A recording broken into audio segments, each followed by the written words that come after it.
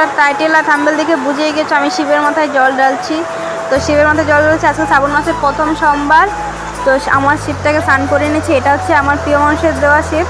তো এটা আমার সবচেয়ে প্রিয় গিফট, অনেক দামি গিফট বলতে পারো এইটা আমার জীবনের।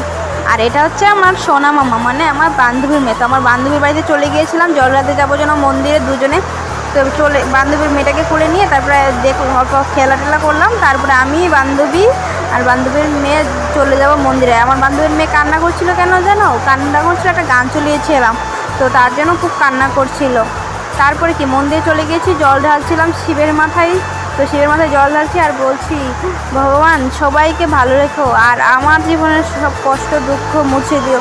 কারণ দেখো আমার জীবনটা কষ্টে দুঃখের বলতে পারো, কারণ আমার মা বাবা কেউ নেই। মা বাবা ছাড়া তো জীবনটা একদম কষ্টে দুঃখেরই বলতে পারো। মা বাবা ছাড়া তো বুঝোই কেমন লাইফটা যায়।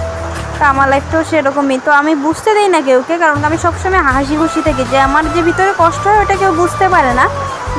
মাঝে মাঝে মনে পড়ে মা বাবার কথা। হ্যাঁ, মনে পড়বে বলো। দেখো আমি ছোটো থেকে মা বাবাকে পাইনি। আমি একদম যখন ছোটো ছিলাম তখন থেকে আমার মা বাবা নেই।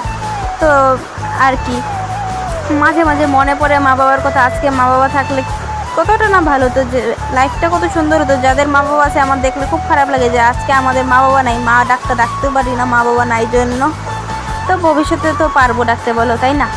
আর এই তো আমার শিবের মাথায় জল ঢালা কমপ্লিট হয়ে গিয়েছে। তারপর এখন ফুল আর বেলপাতা দিব। তো ফুল আর বেলপাতা দেবো, দিয়ে বলবো আমার মা বাবা যেখানেই থাকুক ভালো রেখুক আর আমার ভাই বোনকে ভালো রেখো।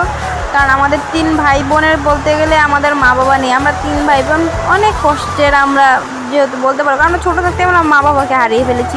মাকে হারিয়েছি ছোটো থাকতে, তারপরে বাবাকেও হারিয়েছি, বাবাকে তো আমি পাইনি।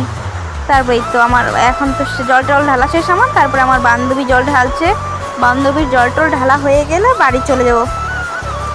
তো আমার আর আমার বান্ধবীর মেয়ের মন্দিরে আসা করছিল, আমার বান্ধবীর মেয়ে আসতে পারেনি কারণ বৃষ্টি নেমে গিয়েছিলো। তো বাচ্চাটা অসুখ হবে না জল পড়লে। পরে চলে এসছে আমি আর আমার বান্ধবী। আর এটা হচ্ছে আমাদের শিব মন্দির।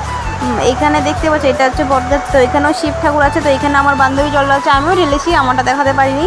তারপরে এখানে আছে, তো এখানে ঠাকুর দেখতে পাচ্ছি, এখানেও ঠাকুর আছে। তো এই তো দেখো তোমরা কী কী ঠাকুর আছে, নাম বলবো না, দেখি তোমরা কে কে নাম জানো বলতে পারো নাকি কমেন্ট করে।